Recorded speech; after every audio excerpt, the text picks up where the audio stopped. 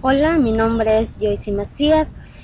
Vengo a hablar sobre los diseños transaccionales y longitudinales. La comparación de los diseños transaccionales y longitudinales. En los transaccionales, los diseños de investigación transaccional o transversal recolectan datos en un solo momento en un tiempo único. Los diseños longitudinales recolectan datos a través del tiempo en puntos o periodos para hacer inferencias respecto al cambio, sus determinantes y consecuencias. La comparación de los diseños transaccionales y longitudinales. En los transaccionales están los explorativos, descriptivos, correlacionales y casuales. En los longitudinales, de tendencia, de análisis evaluativo de grupo y panel. Los estudios longitudinales tienen la ventaja de proporcionar información sobre las categorías, los conceptos, las variables, las comunidades, los fenómenos y sus relaciones que evolucionan a través del tiempo. Sin embargo, suelen ser más costosos de los transaccionales. La elección de un tipo de diseño u otro depende más bien de los propósitos de investigación y su alcance. ¿Cuáles son las características de la investigación experimental en comparación con la investigación experimental? La investigación experimental como la no experimental son herramientas muy valiosas y ningún tipo es mejor que el otro. Depende más bien del problema a resolver y del contexto que rodea el estudio. El experimental. El control sobre las variables es más riguroso en los experimentos que en los diseños experimentales. Las variables independientes pocas veces tienen tanta fuerza como en realidad o la cotidianidad. Por lo que se respeta a la posibilidad de réplica, todos los diseños pueden replicarse, aunque en los longitudinales es mucho más complejos y en ocasiones imposibles. En lo no experimental, estamos más cerca de las variables formuladas hipotéticamente como reales y en consecuencia tenemos mayor validez externa.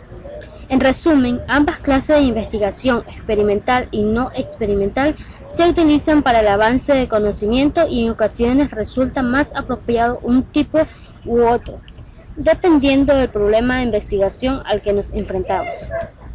En los estudios del caso son considerados por algunos autores y autoras de la manera siguiente: Williams, Grinnell y Unruh en el 2005. Ellos consideran como una clase de diseño a la par de experimentales y no experimentales y cualitativos. León y Montero en el 2003. Ellos los ubican como una clase de diseño experimental. Creswell en el 2005 lo consideran un diseño etnográfico. Jim en el 2009 lo concibe como un asunto de muestra o un método.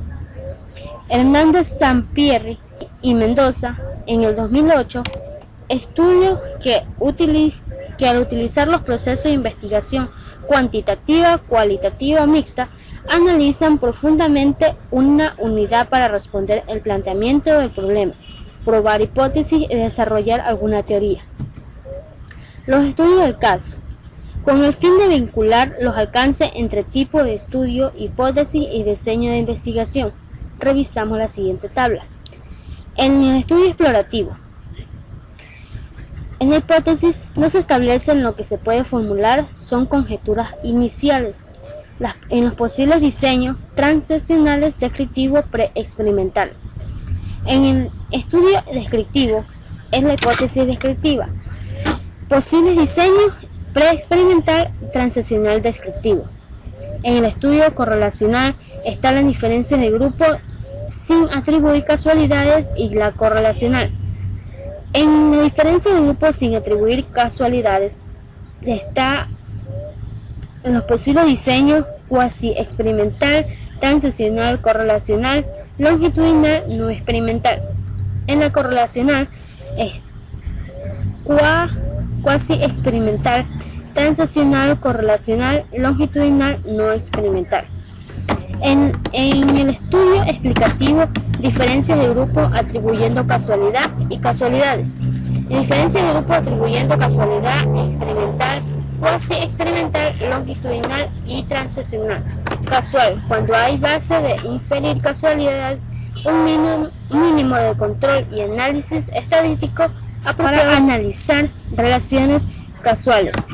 En las causales experimental, cuasi experimental, longitudinal y transicional, causal cuando hay bases para inferir casualidades, un mínimo de control y análisis estadístico apropiados para realizar causales. Los estudios del caso. Algunas preguntas de investigación que corresponderían a estudios de casos se muestran en la siguiente tabla. Las preguntas de investigación. ¿Qué funciones sociales o religiosas cumplían la construcción primitiva de Stonehenge y Soho Rush en Inglaterra?